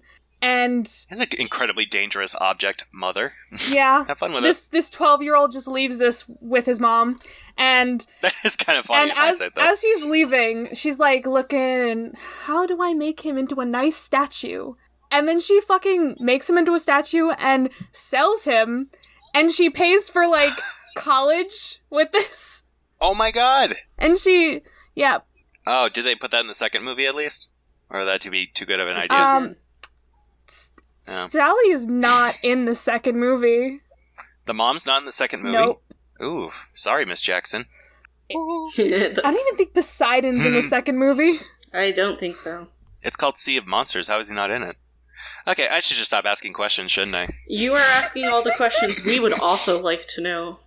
Man, I would have been pissed if I had to pay for this movie. Imagine, just $11 for this. I was like, I could have like gone to see something else. Could have played mini golf twice. That would have been more exciting. Or like get a sandwich or something. It sounds infinitely more entertaining. I couldn't figure out what the noise was. It's raining here. Zeus has decided to make his appearance. Oh yeah, Zeus is in this movie. Is he a more prominent role in the book? Because he's barely. No. No. He's always kind of in the background. Okay. He's at the end Well, at least of I the got that book, right.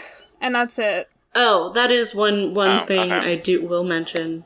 They don't see any of the other gods in the throne room at the end. Yeah, it's just Zeus and Poseidon. It's just Zeus and Poseidon at the end. We only I meet could. That's fine. like what 5 gods in the book?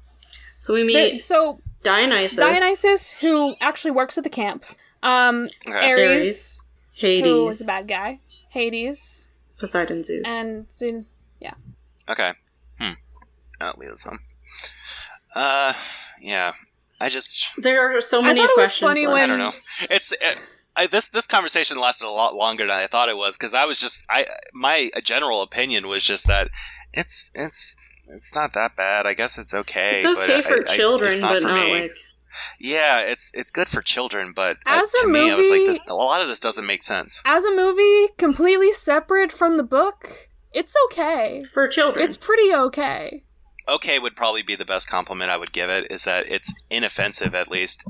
If you haven't read the book, if you have, it's quite offensive, but just from what I've learned the past hour. It's like, oh. But Hollywood be like that, though. What are you That's going to do? Are you excited for the TV show? Yes. We are. We're very excited because 'Cause- Rick is super involved in it. Yeah. And- Okay. Yeah, Because this feels like it would do way better as a TV show. I think And they've written the script for No, they're the just first starting. episode. Or No? is it the first episode? I thought they were just starting writing. Okay. I don't know. They probably took a huge break because of COVID and everything. Well, so and Maybe they they are- were just like plotting they it are- out or something. Waiting until like the last possible moment to cast the kids so that they will be age Oh, yeah, appropriate you got it. for the series, which is Mhm. just what they should have done all along. But yeah, and that'll be cool. That'll be cool material for you two, though. we have infinite Mhm. material. It's fine. Yeah, I You guess don't so. understand, Jason. How many books?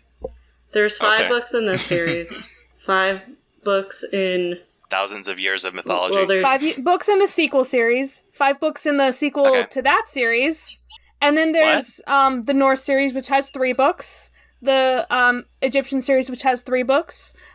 There's several books that have short stories and just extra material, and then there's Oh my god. his like special presents, his Rick Riordan Presents, which is where he has he puts his name on it, but it's other authors writing these books that are about their own cultures. So he's not just like this it's white like a lot guy of who's people writing of about all color things. and Oh, so they collaborate. And at least one They, trans like- author. he I was gonna say, like, does he write all these books? No, Because that seems like a he lot. just like helps promote them, and it's his label just so like to get them out there so that other people know he's a big about it. believer in using his platform in order to get other people's voices out there. And Mhm. like we talked That's about nice. with our problem with like Medusa in the book, he has done so much better He's as the grown books so go much. on. There's like So the so many complete queer opposite of J.K. characters Rowling. by like his most recent Okay. stuff. And like the That's cool. diversity and color is just great. So yeah, so we literally have infinite content. Oh, good. Forever. We will be podcasting till we die, and possibly after that. And then you'll just pass it on to your children, and they'll just keep talking about Greek gods. Eventually, they'll get through all the books. By the time they have It'll be kids. fine. It'll be fine. Everything's fine. We're Yeah. all fine. I'm listening to this podcast right now where it's called Exploring Lord of the Rings, and is it's with have you heard of the Tolkien professor? Yeah. Wasn't he on Yeah. yeah, He was on Haley, MC's not show. Haley's, Yeah. Mary he Clay's was thing. the he was on, the that's what I'm first talking episode about. of The Hobbit. I was I, excited like- when I saw that. I was like, oh my god, I she got nerded like out one of my so favorite hard. podcasts. Yeah, and but he's doing this show called Exploring Lord of the Rings, and it started like 2 or 3 years ago, and they're just now getting through the Council of Elrond, the Council of isn't it? Yeah. Elrond. Yeah, Don't they Like, do a they're sentence going at a time? yeah. It's like maybe a paragraph, and they talk about it for like 2 hours. It's Oh my great goodness. for getting. Going Yeah, to sleep. that's why I I'm bet like- that's great. Yeah, Mary Clay's got material for eternity as well. If she'll cover so the Silmarillion.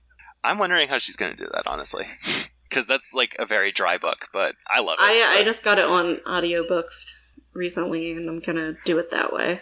Yeah, you kind of have to like chunk it. have a textbook. I would recommend definitely having like a laptop ready with that's on like whatever Tolkien Wikipedia there is out there, and also having a map. I just really think it'd be Unfortunately, fun it's one of those books. if she also covered like his translations and shit too, stuff that's like not even like Lord of the Rings, because he translated Beowulf. Oh yeah. He did Beowulf and Sir Gawain the Green Knight. Yeah, he's done a lot of stuff. That's the thing is like, I think we were talking on Facebook or something, and she was like, "There's more books," and I was like, "Oh, if you let me want tell to you about the history of Middle Earth Tolkien, series." so many things. So there's before, an entire book series about how he wrote the books, like, and they're all like this thick. They're huge. So like, there's so much material. Before Rick wrote the Percy Jackson books, he wrote these like adult detective novels. The first one is called Big Red Tequila. This has it has nothing to do with Greek mythology, and I want us to cover Big them Red on like Tequila. bonus episodes, just because I think it'd be Big so Red Tequila. funny.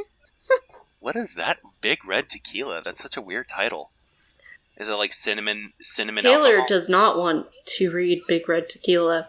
However, she lost in the Twitter poll, and now we have to read Big Red Tequila someday.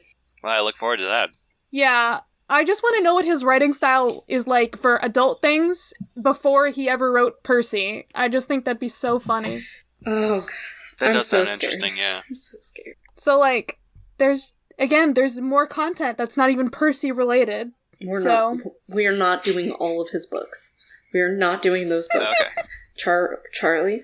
Well, because your podcast is called The Eldest Gods, would you, like, do different series that have to do with Greek mythology, or... I mean, we'll see if we ever get there. If we get past Rick content. Okay. If you ever run out of material, quote I mean, unquote. I've had ideas for bonus things. Like, we're gonna cover the Hercules movie. That's the first thing we're doing is covering the Disney Hercules. Oh, fun. Epic of Gilgamesh, things like that. You know. I put out today to Taylor, can we just cover, like the random episodes in TV shows where it's, like, mythology-centered for some reason? Because I was watching Danny Phantom today. And I'm just like, this episode is very Greek mythology centered for no apparent reason, and it's great. Yeah.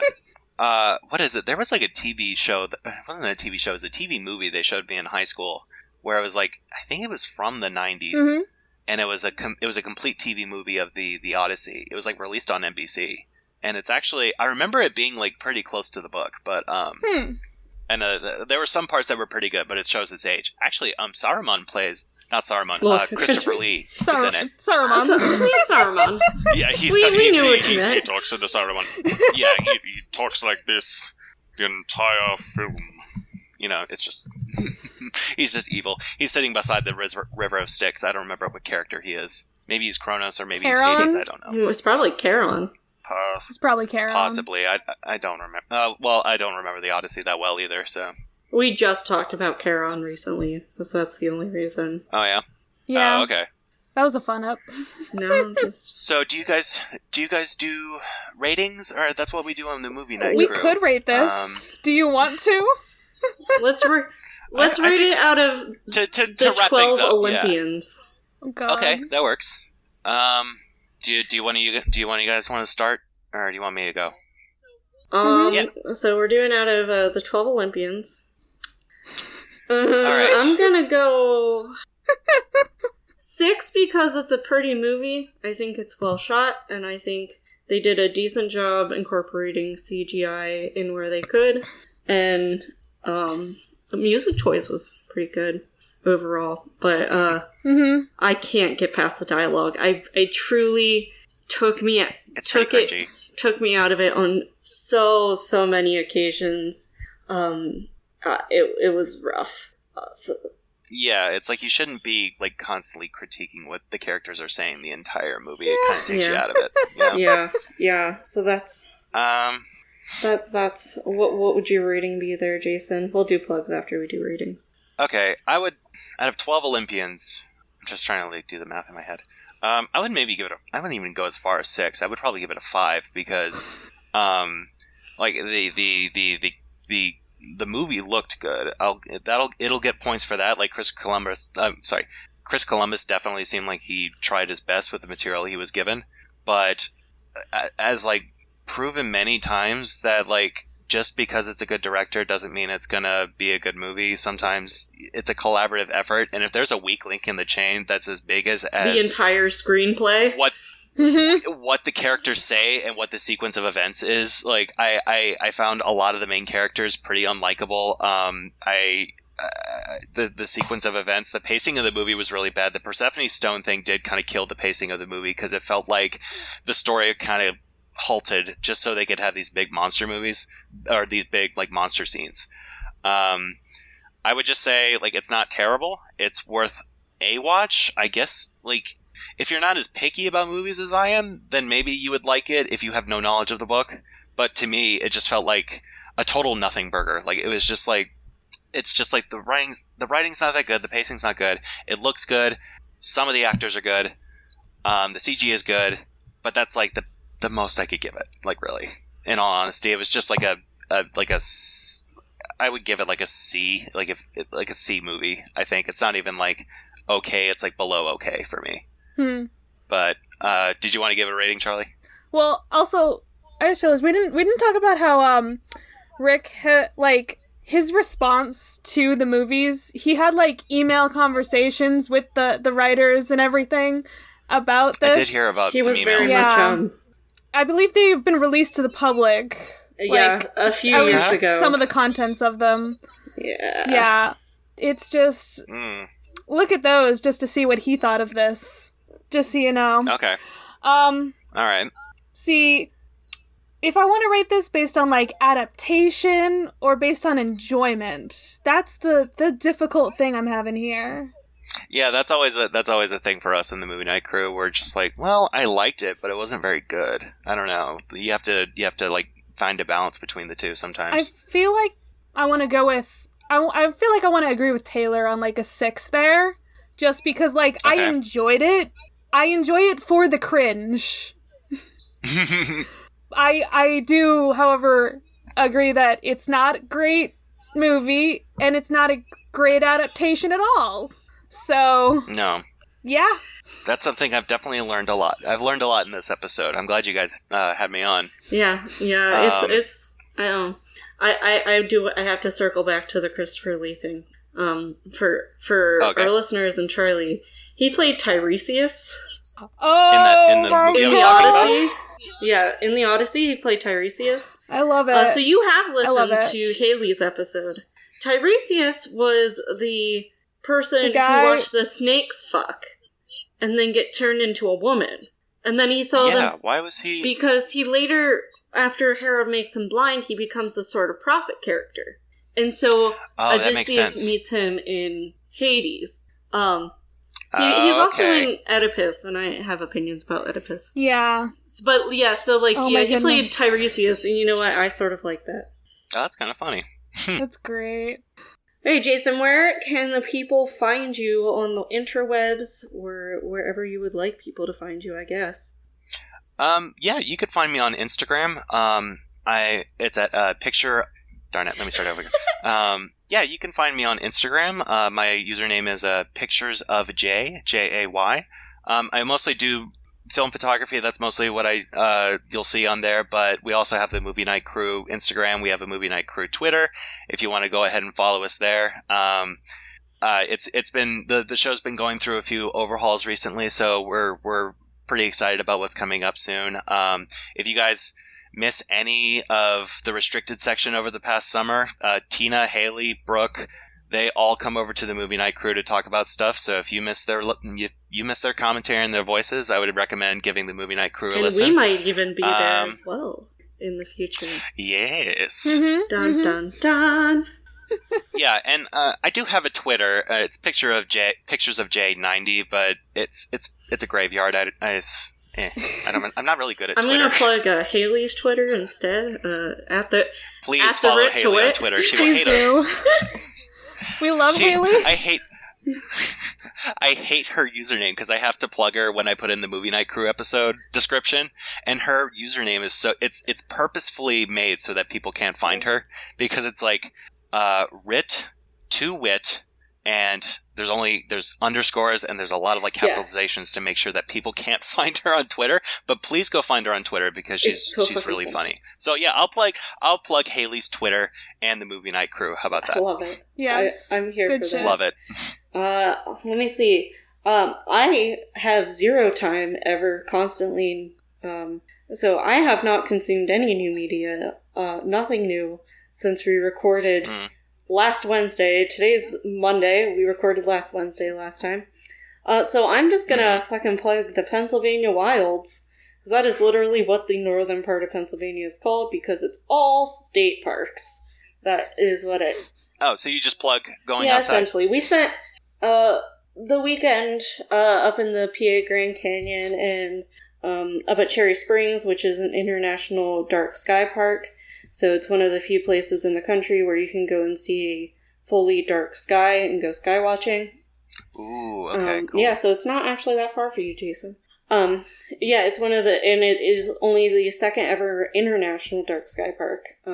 They've done a lot to keep it dark up there, so that's what we did this past weekend. It was really cool. And if you go on the weekends, they like do a whole thing where they point out the different constellations for you, and then they set up these huge telescopes and point them at stuff for you. So like, you know, if you... I've always wanted to do that, like take a camera where there's no light in the sky at all and it's just stars. Yeah. I would love to do that. There's so much light pollution in Richmond. You have to drive really far to get to see stars. I live in Pittsburgh, so I grew up in the middle of nowhere. So for me, it was weird, like not seeing the stars every night. But it kind of it was a whole different world up there. Like I thought I knew stars, but it was a whole different thing up there. So it was very cool.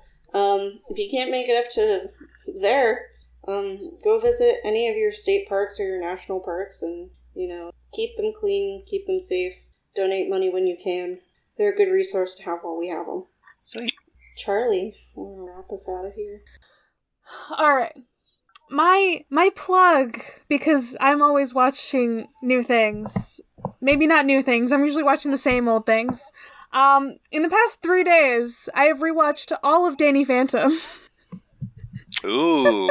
I liked Danny Phantom when I was younger, but I haven't watched all of it. You know what? I think it holds up. There are, like, some little tiny jokes where I'm like, this is early 2000s. But, like, It's got good world building, and, like, things make sense. I do think the ending is rushed, but, like, of course, that's gonna happen. Okay.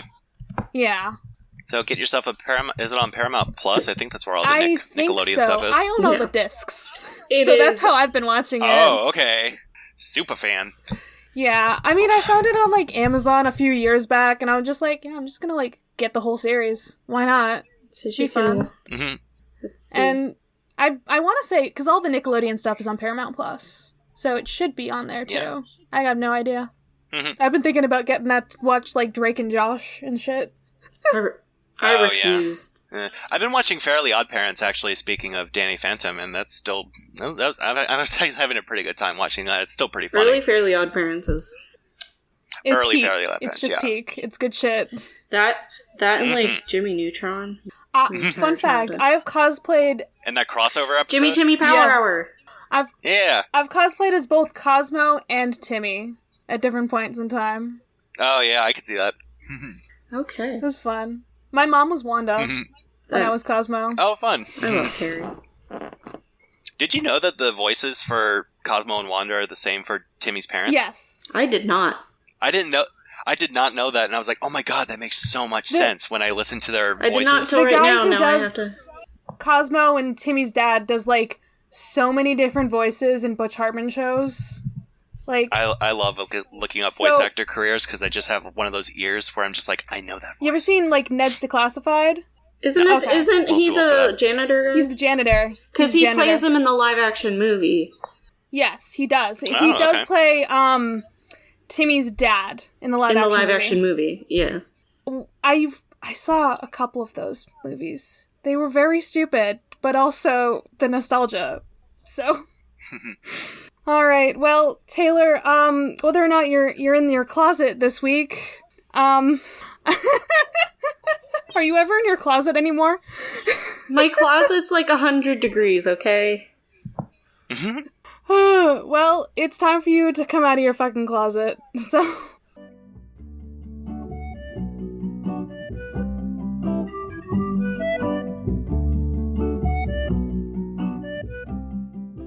You can follow the podcast socials at Of the Eldest Gods Pod on Instagram and at Of the Eldest Gods on Twitter. You can send an iris message to us through oftheeldestgodspod@gmail.com. You can follow me, Taylor, at Taylor from Cabin 6 on Instagram, and Historical Femme, spelled Femme, on Twitter. Catch me on episodes of the Restricted Section, Hell from Elsewhere, and True Stories of a Tryhard. You can follow me, Charlie, at GreenPixie12 on most platforms, mainly Instagram and Tumblr. But on Twitter, I'm at GreenPixie123, which I'm not salty about. No, not at all. I also have an art Instagram that I sometimes use at GreenPixieDraws. I sometimes do the YouTube thing on my channel, Charlie Mack. That's MACK. And I also have another podcast called Fandom's Gone Wrong, where my mom and I talk about movies, TV shows, books, and whatever other fandoms we enjoy. You can find that on all the major podcasting apps. Our music was written by Nora Strauss-Riggs and recorded and edited by Ian Emmerich. You can find Nora at Kane_I, that's I as in the body part, on Instagram and Twitter. Feel free to message her about making music for your project or editing your pod. She's the host of Siblings and Fandoms, where Nora and her sister Maddie talk about fandoms they're part of, ones they're not, and everything in between. She's also the host of Modern Musical Origin, which is an informative show delving into the history of different instruments and styles of music. You can find both of those pods on all the major podcasting apps.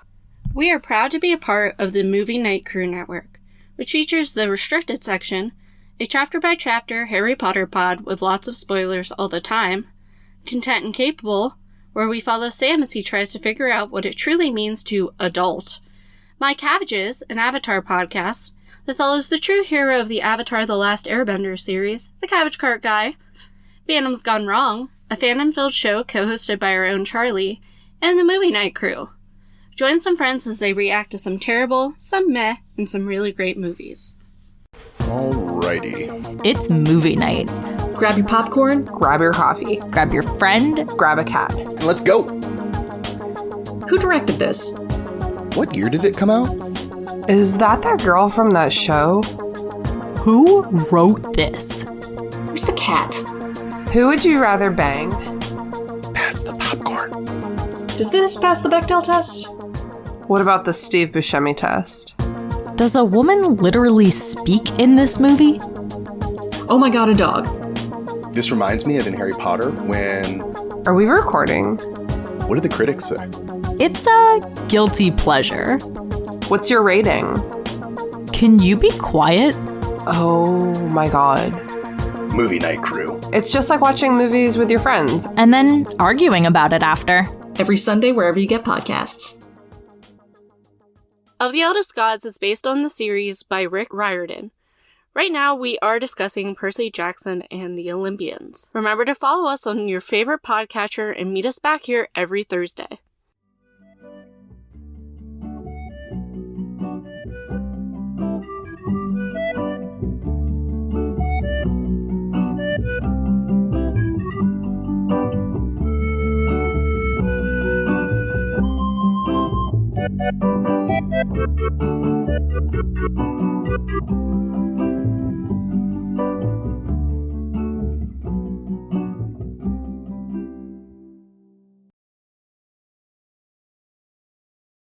That movie sucked. I kind of liked it. Movie Night Crew Network.